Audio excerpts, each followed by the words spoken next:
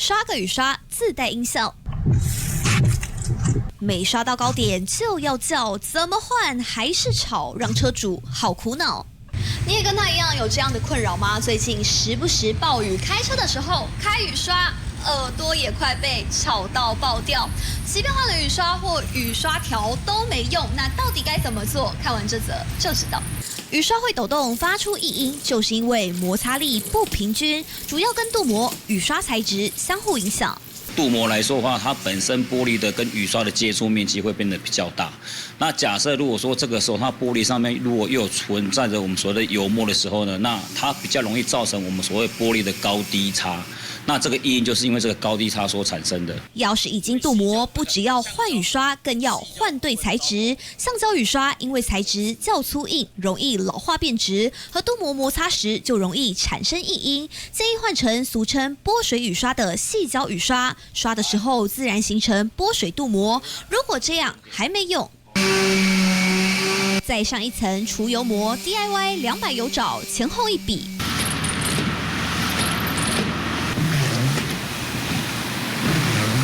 异音几乎不见，但专家也提醒，不是用了除油膜就能一劳永逸。一般我们会建议，就是说玻璃油膜除完之后，我们一定要再上一层批复物，避免后续我们玻璃去做到一个所谓干刷，造成玻璃刮伤，甚至于说玻璃再度产生严重的异音。用了除油膜，还要再涂上拨水剂才能长效。用对方法就能避免爱车雨刷一遇到下雨就哀嚎。都是卢姐林和荣台北参谋的。开车时遇到下雨天，是否常常觉得雨刷会刷不干净，用起来也没有那么顺畅了？没有关系，现在市面上有了这个东西——雨刷加压器，小小一个装在雨刷上面，可以让你雨刷的清洁度增加许多。小小一个弹簧支架究竟有没有用？马上就来实测看看。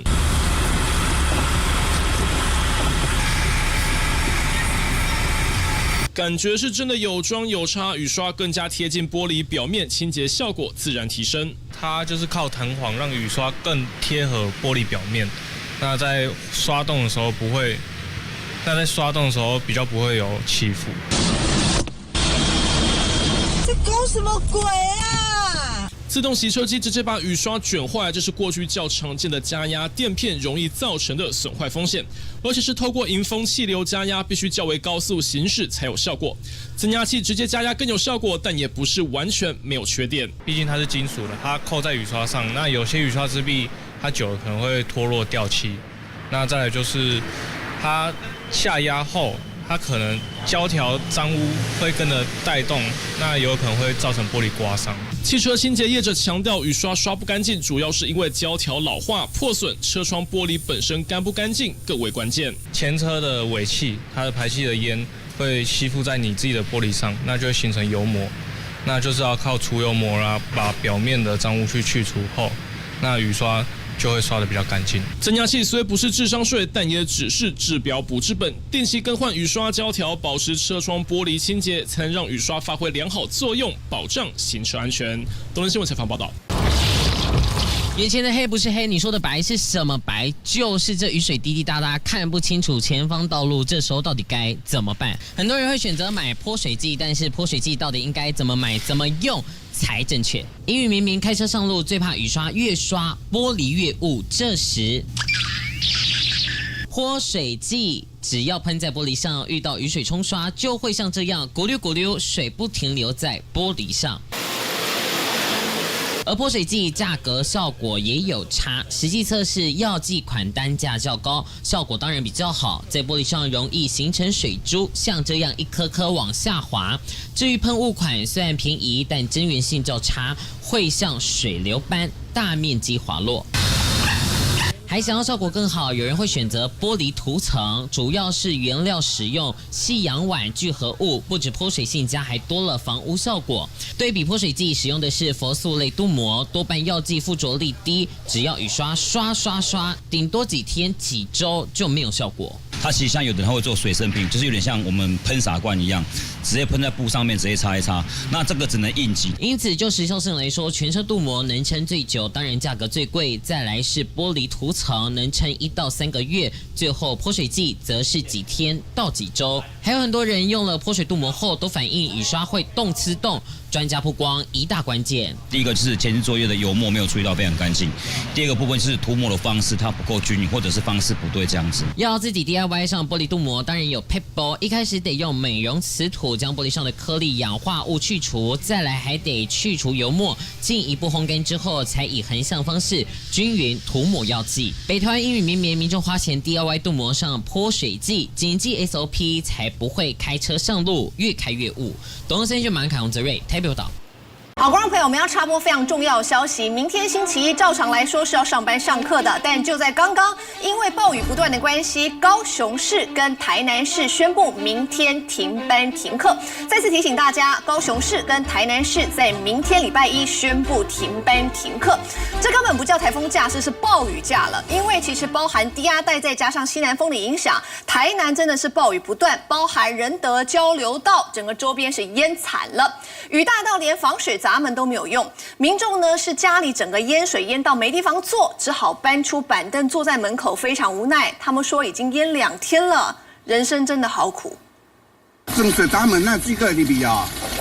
大雨下不停，放眼望去，整个街道汪洋一片。这里是台南的仁德区，水深超过30公分，居民不断用扫把扫水，扫不停。客厅家具全泡在泥水里，有民众干脆不扫了，搬出塑胶椅坐在家门口苦中作乐，等水退。外面比较凉啊，哎呀，不然里面也是淹水，没地方坐。雨一直下，仁德交流道下方的道路淹水，也拉起封锁线，禁止民众通行。这边淹水已经不是第一次，星期六就已经淹过一遍，星期天早上7点多又开始淹过成人小腿，街道上宛如飘飘河，民众涉水买饭都步步惊心。家门前已经是小河。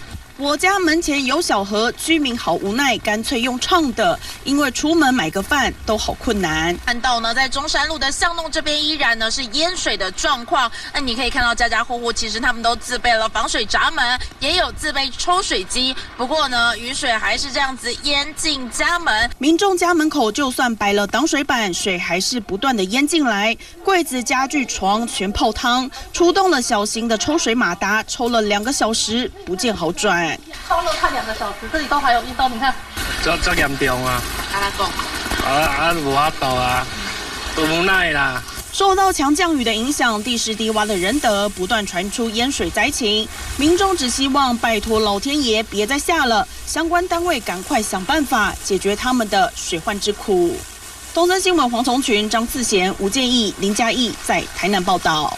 好，在这边我们要再插播最新消息。由于暴雨毒烂的关系，除了高雄跟台南之外，屏东县在刚刚也宣布礼拜一是停止上班上课，所以现在包含台南、高雄跟屏东，在礼拜一都是停止上班上课。提醒大家，现在雨还在下，外出务必要减速慢行。你看哦，台风都还没有来，目前包含台南、高屏地区都选择在明天停班停课。为什么？您看看高雄光是24小时的累积雨量已经达到了350毫米，这是大豪雨等级以上的雨量。因此呢，靠近柴山周边的居民在今天一大早就收到了国家级的警讯，要大家小心土石流。包含您可以看到高雄市区附近的道路都被黄泥水给淹没，民众非常紧张。而在大寮力行路呢，是雨下到路面都是看不见的，有不少骑士以为还能通行，但是今天一早出门，机车就抛锚。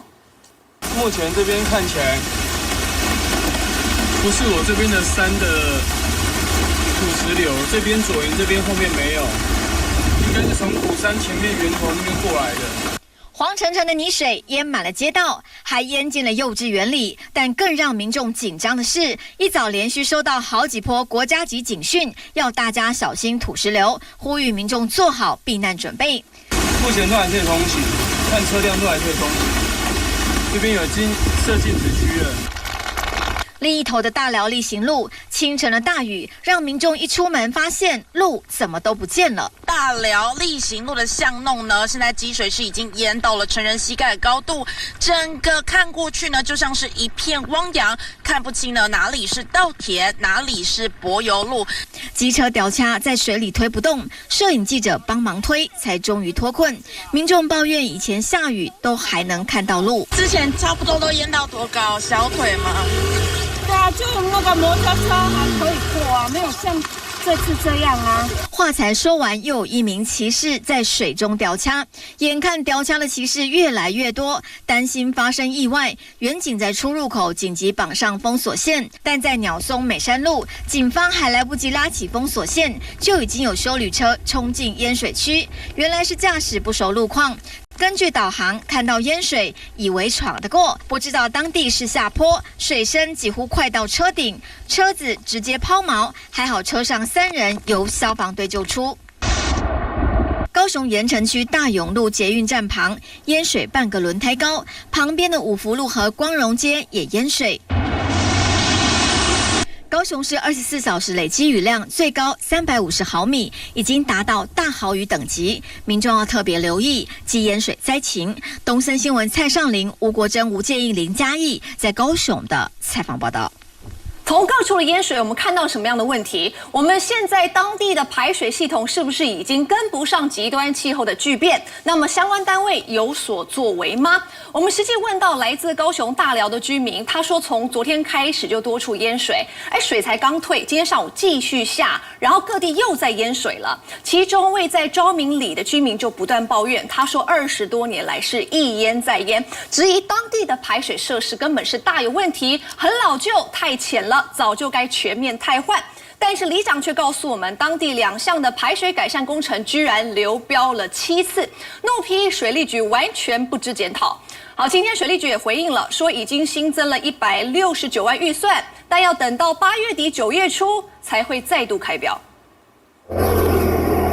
高雄大寮22号大雨后，23号仍持续有间歇雨势。三龙里新龙路部分路面有积水，有机车骑士怕危险，干脆前车涉水。而在永丰里，居民回家路遭淹，徒步相当辛苦。另外是大寮里淹了2天，依靠大型抽水机慢慢排出。里长指出，排水设施需要改善，大寮路665巷需要把路面跟2侧水沟垫高，大明街129巷需要做箱涵，但质疑受到突发事件影响，导致清运成本飙升。水利局只拨了360万经费，没有营造厂愿意标判增加预算。流标7次，他们根本都不会去检讨这种重点问题啊！一直开标也是没有人要投标。这样也不是办法啊！你们要去检讨。水利局说明，这2个改善工程总共已经增加169万预算，准备在8月25以及9月1号重新开标。水沟我们水沟都已经请清洁队已经清的几乎全里至少有7、8成以上了，可是设施都永远都是不会进步啊。昭明里凤林路一段的巷弄内23号地上积水大多已经退去，只剩农田等低洼处还留有污浊黄泥水。这边前一天道路成了黄泥河流，居民不满控诉，多年来一淹再淹。我们在这里住20年都没有改善，因为我觉得是水沟没有清也有关系啊。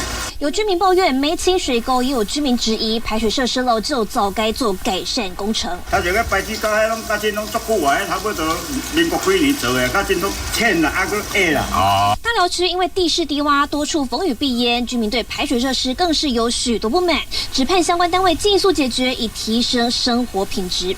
那新闻汤惠恒在高雄报道。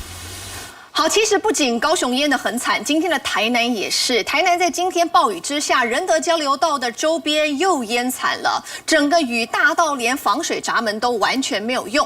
那么民众呢，家里是淹水淹到完全没有地方坐，直接搬出板凳坐在门口，表情无奈。他们说，连续2天的淹水真的好苦，就算明天放假又怎么样？他们清水真的清不完。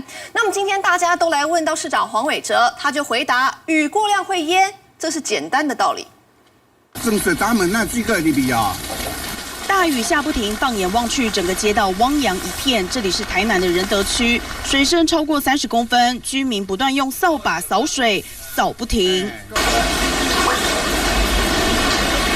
客客厅家具全泡在泥水里，有民众干脆不扫了，搬出塑胶椅，坐在家门口苦中作乐，等水退。外面比较凉啊，哎呀，不然里面也是淹水，没地方坐。雨一直下，仁德交流道下方的道路淹水，也拉起封锁线，禁止民众通行。这边淹水已经不是第一次，星期六就已经淹过一遍，星期天早上7点多又开始淹过成人小腿，街道上宛如飘飘河，民众涉水买饭都步步惊心。家门前已经是小河。我家门前有小河，居民好无奈，干脆用唱的，因为出门买个饭都好困难。看到呢，在中山路的巷弄这边依然呢是淹水的状况。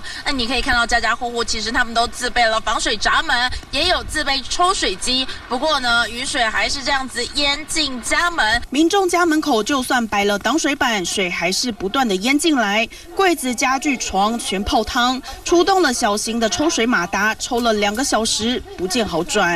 抽了快2个小时，这里都还有遇到，你看，这严重啊！无法度啊，都无奈啦。受到强降雨的影响，地势低洼的仁德不断传出淹水灾情，民众只希望拜托老天爷别再下了，相关单位赶快想办法解决他们的水患之苦。东森新闻黄崇群、张次贤、吴建义、林嘉义在台南报道。毕竟台南是在没有台风的情况之下已经淹了3次，这件事情完全无解吗？除了您刚刚看到的仁德地区，我们再来看到永康。永康从昨天下强降雨之后，包含大人街的洗衣店，整个放了挡水闸门，还是通通淹进去。便当店呢，水呢淹到小腿肚。员工说，今天礼拜天呐，根本没办法休息，因为怎么清都清不完，生意非常的惨。那么像是昆山科大还淹成河流，大家自嘲，这叫做昆山水乐园再度开张。大雨滂沱持续狂下，整条马路变成河流，车辆开过就像在开船，掀起大片水花。路边许多机车、脚踏车全都泡水。机车骑士完全骑不动，要下车边催油门边推才能勉强前进。这里是永康昆山科大外的道路，水都淹进店家骑楼，民众都得涉水通过。大湾路的便当店也淹很严重，甚至一度淹到小腿肚，员工拼命扫，立刻又淹，实在心累。涨了2届啊，今仔日就起来啊，今仔个中，啥物人要来做啦，啥物人要来买啦。便当店周末2天都得停业，老板员工很无奈，只能先把生财工具都架高，镜头再转往大人街的洗衣店。今天比昨天还高。就算放了挡水闸门，雨水还是淹进店内，甚至盖过半个台阶。这洗衣店从22号到23号都持续淹，地板完全没干过，客人的洗衣篮也都被脏水浸湿。昨天的摩托车。受到西南风偏强及低压带影响，台南连日都降下豪雨。23号早上6点到7点是雨量最大的时候，时雨量达到48毫米。从凌晨12点到早上10点，累计雨量已经突破165毫米。还有民众发现大人街有人饲养的2只乌龟，发现室内淹水，就跑出来在水中慢悠悠的游泳，就被笑说真会苦中作乐。但永康永大路2段知名牛肉汤业者可就笑不出来。使遐紧啊，使伤晚哦，伊会喷入去啊。哎呀，喷入去，阮家就做歹赚啦。豪雨淹水害他们损失整个6日的生意，只希望大雨赶快停，居民店家要尽快清理，迅速恢复正常生活。东选陈尚宇、张勇才能报道。